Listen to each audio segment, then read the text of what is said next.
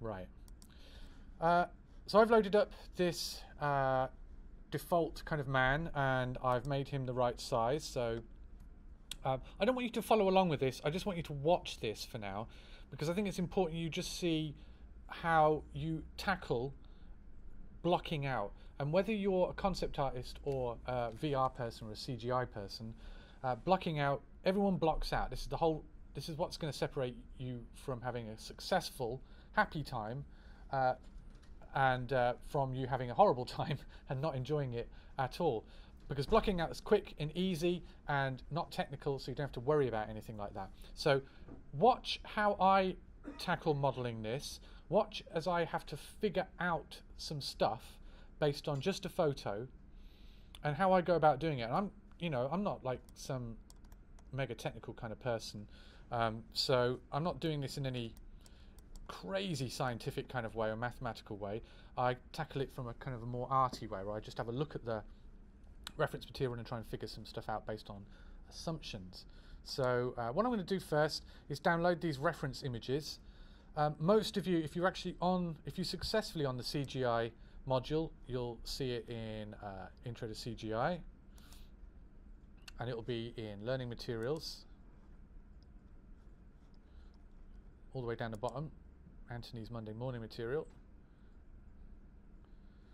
and there it is, ref images. It's a .rar file. If you're not on CGI, as I said, I've put it in Digital Matte Painting 1, Learning Materials. It's just sitting in there, on the off chance that you're not in CGI. Let's bring up the downloads. So there it is, there's ref images. It's a RAR file, so if you click it, don't try and double click it. I mean, it won't know what to do initially. If you right mouse button, 7-zip, extract here, a bunch of, well, 4 images will show up, 4 JPEGs. Let's just have a look at the first one. Okay, so I'm going to try and model, or I'm going to try and block out. I should make the distinction. Blocking out is not final modeling. It's just your first pass, the quick, easy first pass where you get all the proportions right. So I'm going to attempt to block out this. Now I've got a separate monitor, so I could just put it on my separate monitor, and as I'm working in Maya, just look backwards and forwards. But what I might do is, each time I want to look at it, I'll swap it back to this main projector monitor, otherwise you can't see what I'm doing. So I have my human figure. He's the right scale, so I know I'm going to look at this and think, well, how tall would a person be? And I reckon the person would be maybe that tall. So I'm going to make a guesstimate. I'm going to try and guess how tall, how high up this room actually is. So if a human figure is about 180, let's just round that off to, this is the concept art way, by the way. It's not an exact science. It doesn't have to be. So I'm just going to round it off to 2 meters because that's easier. And I'm going to think, well, I don't think this room is the height of 2 2-meter people stood on top of each other's heads. I reckon it's more maybe 3 meters tall, maybe a bit less. So I'm going to block this out first of all. So what I'm going to do, I'm going to create a cube. My cube is super tiny because by default I reset it to be 1 centimeter by 1 centimeter by 1 centimeter. First thing I'm going to do, I'm just going to scale that cube up a bit so it's a bit more manageable. And I want to change the pivot point. Now, in this case, I don't want the pivot point to be at the bottom. I want the pivot point to be at the top, because this bloke, everyone's going to be stood on the floor. So I want the top part of this cube to be flush with the floor. So I'm going to right mouse button, select vertex, select either one of these vertices just here, and center the pivot. I'm going to go back to object mode, and now holding X, like I showed you at the beginning of the session, if I hold down X and move this down, I can pull that down, so now this is exactly, the top of this cube is the floor. So I'm going to scale it like that, and I'm also going to have another look at my picture. So if I can imagine this man stood in the middle just here, how many men wide is this room going to be? So I'm going to assume that actually that he takes up approximately the space of this coffee table. So I'm going to kind of eyeball it using my fingers. I'm going to go, that's like 1, 2, 3, 4. Let's say 5. Let's just round it up to 5. 5 in either direction. So let's say it's 10 kind of men across just here. So what I'm going to do is I'm just going to duplicate this guy this way, roughly, and then go Shift D. 1, 2, 3, 4, 5. I'm going to select them all and duplicate them again and move them over to like there. Just to give me a rough idea. Looks like a great chorus line. Looks like you're in for a nice show here. So what I'm going to do here is I'm going to move this across while holding X to snap it to the grid, because as much as possible I want to snap to the grid. Now, even though the grid stops here, Maya still knows that the grid carries on. This grid here is just the display of it. Behind the scenes, it's still extending in all directions, and so you can still snap to it. So I'm going to scale it like that, and then I'm going to scale this across like that. Go back to my photo. I'm probably... Now, it's hard to know, obviously, because I'm looking at just one angle of a room, so I don't know what's going on behind the camera, but I've got a feeling that there is a little bit. I'm not going to assume that whoever took this photo is pressed right up against a wall. I'm going to think there's probably a little bit of space behind the photographer. So I'm going to look at that and I'm going to sort of think, well, is it going to be a roughly square room? It's probably going to be more of a rectangular room, I would have imagined. So I'm going to scale it this way, like that. And then using X, I'm going to sort of just roughly center it.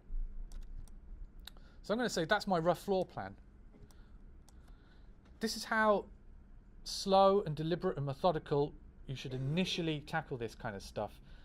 The more you do it this kind of slow, careful way, as I said, the easier everything else is going to be on top of that. Now, apologies if it takes a little bit of time for me to demo this, and it's a bit of a patience test, but I just think it's too important not to go through this slowly. Okay, so I reckoned it was about maybe 3 meters tall. So he's 2 meters.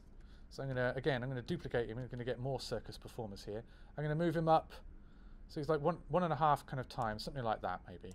That way, I can duplicate my floor, Control D, shift it up until his head is just grazing the top of the floor. And I'm going to say, yeah, I'm going to say that is roughly the size, that is roughly the height of my room. I'm going to delete these guys. I don't need the rest. I can always duplicate them more when I need to.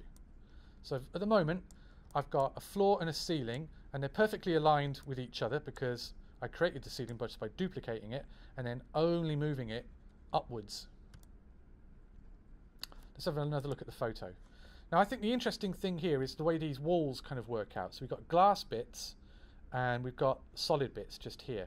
And it looks to me as well like this wall, this far wall, actually extends beyond the edges of this kind of wall just here.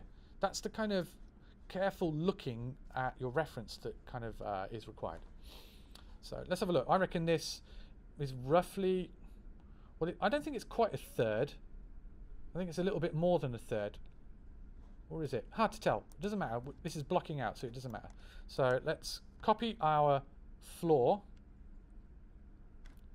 by Control D and just shift it up initially. Now I want to change now the pivot point again, because now I want to snap the pivot point of the floor. No, actually no. I'm going to do it from the top down. So I'm actually going to extend this wall from the ceiling downwards slightly, so the pivot point is in the right place.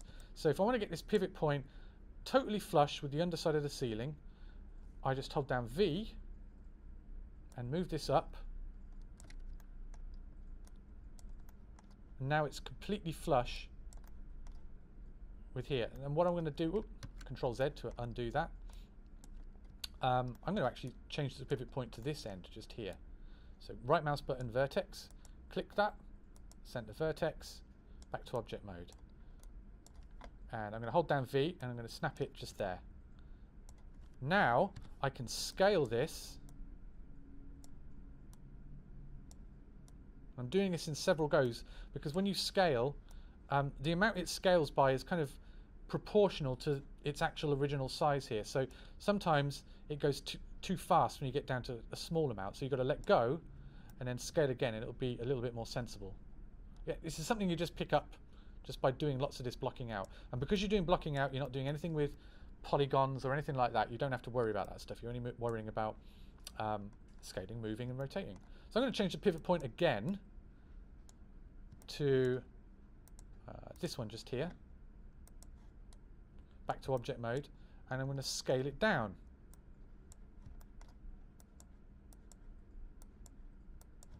Like that. And I'm going to switch back to roughly the viewpoint of the photo, and I'm going to judge it. And so it has to come down a little bit more, doesn't it?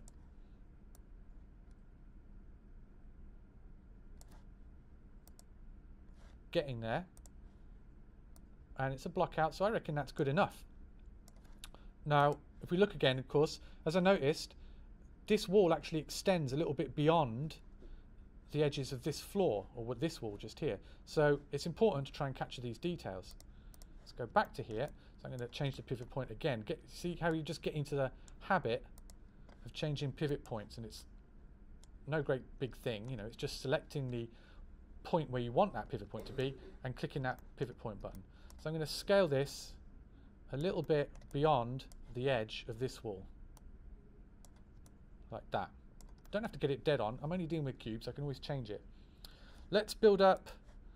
Now, I can only imagine what's going on behind this kind of fancy fireplace, but I'm going to assume there's just one continual unbroken wall. And I'm going to just, first of all, I'm just going to copy this wall. So I'm going to Control D, and this time I'm going to rotate it. I'm going to use the angle snapping by holding J, which lets me snap this by perfect 90 degrees. And I'm just going to extend that wall out. Now, I don't mind if anything past the camera sort of overlaps itself or anything like that. Okay, it's just blocking out. This is not final modeling, but by doing this first, the final modeling is going to be easier. Also, I know that it's going to have now consistent gap going around. You know, it's got the same, it comes down to the same kind of level just here. Let's do, what should we tackle next? Let's try and do this fireplace. So this fireplace, if I look at this carefully, it's all just cubes and blocks, so it's going to be easy to block out. Let's do the base of the fireplace. What I'm going to do is I'm going to duplicate. I'm just going to duplicate the wall I've already got because the pivot point's in roughly the right place. So duplicate. I'm going to move it down. I'm going to snap it so it sits perfectly on the floor of the ground that I've already established. So I'm going to hold down V. Just move the Y. Pull that down like that. Now I can be free and move it left and right like this, and maybe rescale it. And the scale point's in roughly the right place because it's kind of the scale point is sitting at the base of the object. So I'm going to go to R, scale this down, scale this like this. Actually, let's have another look at this photo. I don't know, I'm going to assume that this just backs completely onto this wall. Again, I have to make these assumptions. So I'm going to change the pivot point again to this one just here. Change the pivot point, back to object, back to move, hold down V, and I can pull it across just here. So now I can look at it like this, look at my photo and think, okay, that has to be pulled forwards, I think, a little bit further into the room. Maybe like that. How far does it come out into the room? It comes out a reasonable amount because obviously this juts out of the main of the wall behind it, and this juts out even that little bit further. So I'm going to scale it like that maybe. And I'm going to use, and then I'm going to scale it back in because it probably in real life looks a bit like that. Back to the photo. Now, this main sort of slab part of the fireplace, I'm going to say, obviously, well, as far as I can tell, it's impossible to tell with 100% accuracy, but I think it goes all the way up to the ceiling, but it doesn't jut out of the room quite, or it doesn't jut out into the room quite as much as that base. So I'm going to duplicate the base. I'm going to shift it up like this, because also, if you see, it doesn't actually sit flush. I've got these little supporting bits here. So again, I'm just going to look at it and judge it and go, it goes roughly like that. I can always change it later. Go to scale, and now I can scale this all the way up into the ceiling. It's block out, so it doesn't matter if you overlap stuff like this.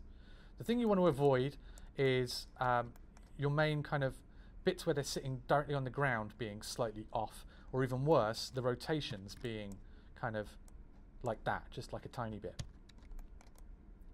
So there's your fireplace. Now I'm going to quickly build in these kind of support bits. So hopefully you can see now this is just a lot of repetition. So I'm going to duplicate what I've already got. I'm going to move it up, and then I'm going to scale it. Make sure I go back to the photo, and yeah, these little support bits seem to go right to the very edge. But they also, oh, one thing I forgot to do, yeah, this is still too thick. So if I go back to here and I scale this in a little bit, that looks more accurate to what's going on just here. So I'm going to scale this in like that, and then I'm going to duplicate it.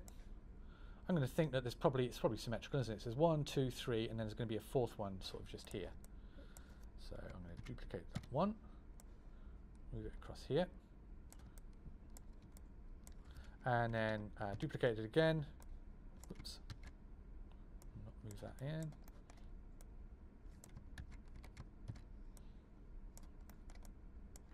So we get that kind of thing kind of going on, which looks to me roughly what's going on with this fireplace. Let's do this kind of wall here. This is kind of like obviously a glass sliding door kind of wall. So the key thing we've got to figure out here is what's going on with how high up this is. Although actually I'm looking at this now as well. I don't know if you can see it on the projector. Can you notice it? Can you see? It looks to me like this back wall extends up, and there might be like a little indentation that goes up here. If I can zoom in. Yeah. And I think that's going to make a world of difference to the realism of the object. So what I'm going to do with this ceiling, I'm going to assume that this ceiling actually is like a 2-level kind of ceiling. So I'm going to change the pivot point again. Back to object mode.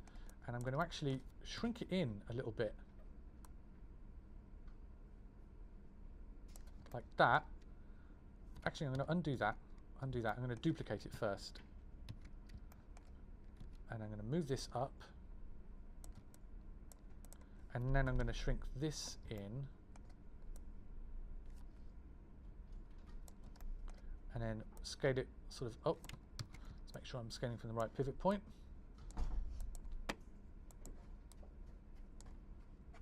And scale it up. Hey, Hello. I think I might have left my car keys in here, but I'm not too sure. Ah. I just wanted to know if anyone had seen them. Has anyone seen any car keys lying on? Because we're the first ones in this morning. Yeah, I came into here by accident, so I think I came Oh, over. that looks promising. Mystery solved. Good. So let's scale that up. Now we've got like this little hint of an indentation that happens. Happens about there, I reckon. Now we need to make sure that this still lines up with that. So what I'm going to do here, I'm just going to go to Move Tool, hit Vertex Snapping, and just move my mouse cursor up here. So I know now that this ceiling and this floor are now, again, lined up perfectly with each other. Right, let's go back to here again, sorry. And let's zoom out. Let's try and build this. Okay, so this kind of main part here kind of comes, well, it comes just above halfway. So again, I'm just going to duplicate what I've already got, move this up, and begin sort of just blocking it out.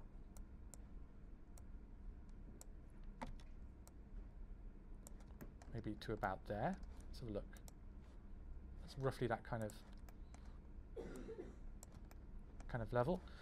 If I look down here, then there's like the main kind of base of the door. So, and it looks to be, the base looks to be sort of thinner or less high than this bit. So whatever I make this bit, it's got to be not quite as tall as this kind of chunk just here. So I'm going to duplicate this first, move it down. Now you can begin to get a little bit more free and easy with this kind of thing. So we've got our main proportions set out. And make that a little bit thicker. like this. And then we can sort of put a strip down the back here. So I'm going to, again, I'm just going to duplicate what I've already got. Control D. Move across. I'm going to switch to wireframe mode, which if you tap 4, you can see what your objects look like see-through. That's wireframe mode. 5 lets you see it shaded. So just get used to 4 and 5. Eventually we'll start using textures, which is 6, but not for now. Right, so let's go back to, let's snap this, Control V, snap it to there, hit 5. Actually, we need to bring it in a little bit more. And scale it back down.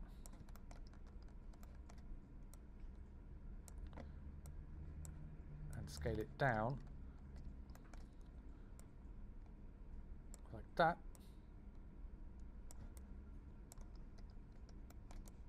To get that little bit of the window. And let's build in this bit just here, the actual main door.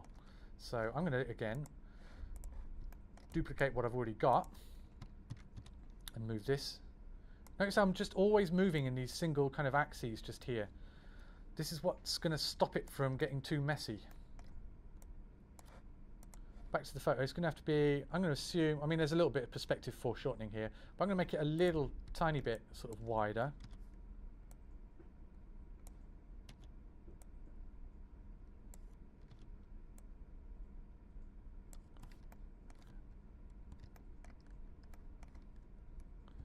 And I'm going to snap it down to there. Duplicate that again. Move it like this. And I'm just going to do it a couple more times just to create that sort of inner door area, because it's kind of like a frame within a frame.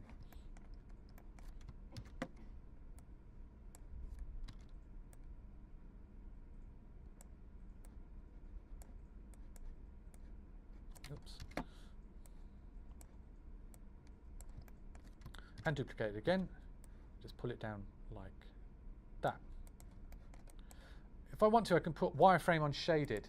That sort of overlays the wireframe onto your shaded model, which can be handy sometimes to see, because you know everything's grey and it begins to blend in with each other. So this helps you actually see some of the edges of your object. Let's go back into here. Okay, we've got like a little block bit that comes out here, but it looks like it doesn't happen. It isn't completely aligned with this shut door. It's actually a little bit beyond that. So again, I'm going to duplicate what I've already have, and then shift it down like this and rescale it.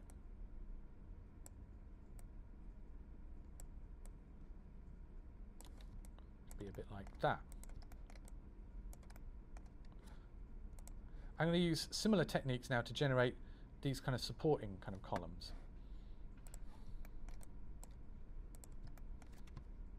Hopefully you can see now that it's just a lot of repetition here, but once you get used to the duplicating and moving and snapping stuff, you can block out forms pretty quick.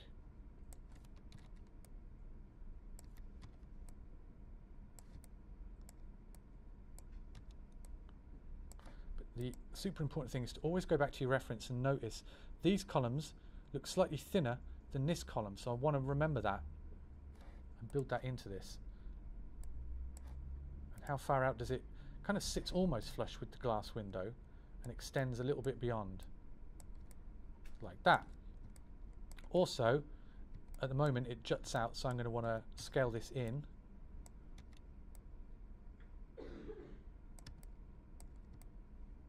Now I'm going to duplicate it and make these ones kind of skinnier.